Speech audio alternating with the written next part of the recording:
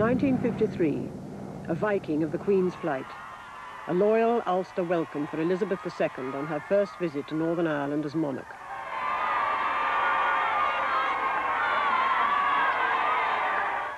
Dublin had withdrawn the South from the British Commonwealth and declared a republic. But an anxious North had been reassured. Britain, in gratitude for Ulster loyalty in war, had passed the Ireland Act of 1949, guaranteeing that in no event will Northern Ireland, or any part thereof, cease to be part of His Majesty's dominions and of the United Kingdom without the consent of the Parliament of Northern Ireland. This cemented the bond with Britain as powerfully as any Unionist could have wanted. But the country remained deeply divided. Social functions were nearly always segregated and held in halls with religious and political connections. Each community read its own newspapers, kept to its own pubs, doctors, chemists and shops. Catholics played hurling and Gaelic football, Protestants rugby and cricket. The two communities kept to themselves. When they did meet for business, at cattle markets for example, there would be no talk of political or religious matters, nor, significantly, of subjects that might lead up to them. But generally, church activities, social activities, each section of the public confine their activities to that. It is very, very seldom that you'll find, and again I use these words, a Protestant socialising with, say, a Roman Catholic community or Roman Catholic socialising in a Protestant community. I had quite a number of Protestant friends, which isn't usual, particularly in the cities, for Catholics growing up. But there were the occasions, like the month of July. I mean, 1st of July, the Union Jacks would go up on the Protestant neighbours' houses. And life changed for that month. The Protestant kids were actively discouraged from playing with us. And their mothers did not, as they did for the rest of the year, congregate in my mother's house for morning tea and chat and gossip. And then once July would be over and the flags would come down, they'd all come sneaking back again. And nobody really passed any remarks. That was the way things were.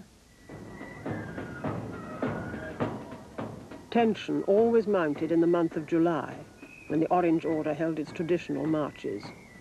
They celebrated the victories which had established the Protestant ascendancy in the 17th century. As they passed by or through Catholic districts, they were seen by Catholics as being unnecessarily provocative assertions of superiority. The Orange Order transcended class. Labourer marched with mill owner in defence of their religion and privilege. The order was committed to instilling the virtues of Protestantism into the minds of its children. Here it had a strange ally, the Roman Catholic Church. Although common schooling perhaps offered the best opportunity for healing the wounds of the past and creating an accommodation between the two communities, it had proved impossible to obtain. The Roman Catholic Church insisted on controlling the education of its own people, despite the loss of state subsidies this entailed. Catholics believe that education is the business of the Church, but in Northern Ireland the Catholic laity had other anxieties. The Catholic lay population opposed integrated education because they feared that state control would lead to the teaching of history, for instance, in state schools being a form of political indoctrination. And they also feared that state-controlled schools would discourage the teaching of Irish, the fostering of Irish cultural interests like Irish music and Irish dancing and so on, and Gaelic games, which were the culture of their community. Both the Protestant Church and the Roman Catholic Church saw integration as a threat to their particular brand of religion. And as long as they were in control of the education, then, particularly at primary school level, then they felt that that was safeguarding their position. On the Protestant side, the Orange Order and the Protestant churches were almost as intransigent as the Catholic hierarchy. They insisted on Bible instruction and syllabuses that were, as the Prime Minister, Lord Craigavon, had put it, safe for Protestant children. The children of Northern Ireland inhabited two different cultural worlds, and attitudes taught at school would be reflected in the ballot box. Unlike Britain, politics in Northern Ireland were not contested between Conservative right and Labour left. Here the division was religious, Protestant Unionist, Catholic Nationalist. With 2/3 of the population Protestant, a Unionist majority was assured.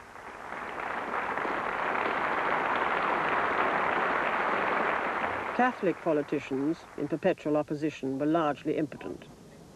In the mid-50s, some Catholics began to vote for the militant Republican Sinn Féin, the political wing of the IRA. It culminated in the election of two Sinn Féin MPs who were serving sentences for an arms raid. They were IRA men serving sentences for an arms raid. The election of two of them in 1955 to the Westminster Parliament as a gesture of frustration by the nationalist population.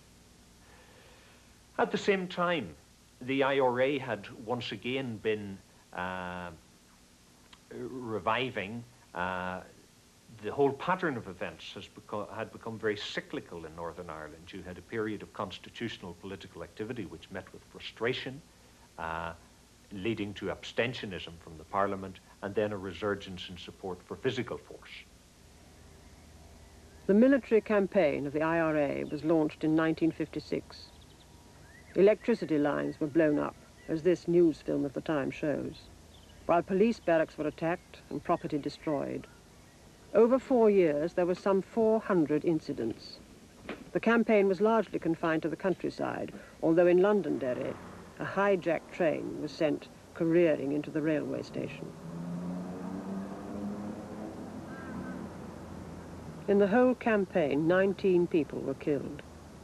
With little support amongst the Catholic community, it was easily suppressed by strong security measures.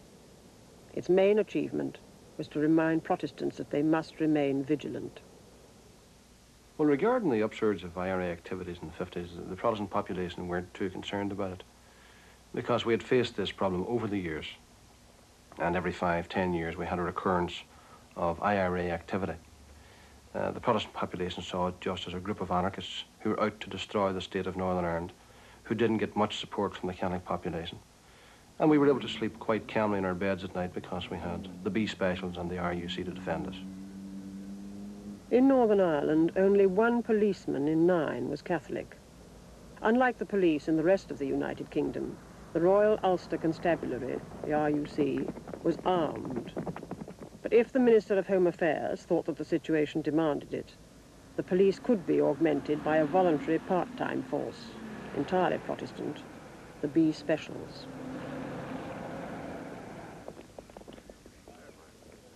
Arms were not issued as the occasion warranted, but once handed out, were kept at home. The Specials were regularly used, one of the key weapons in the armoury of the Northern Ireland state. I decided to join the B Specials in, that was the 56 campaign, the trouble that we had that time. And that trouble mainly came, the bombers and gunmen in those days came mainly from across the border.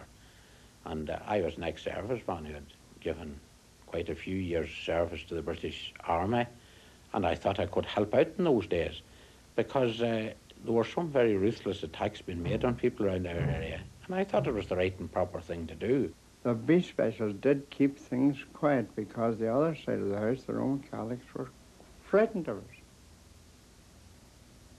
In their own way, they were frightened. We had guns. They had nothing. I felt that this was a strong political weapon. They were a local force. They knew the local people.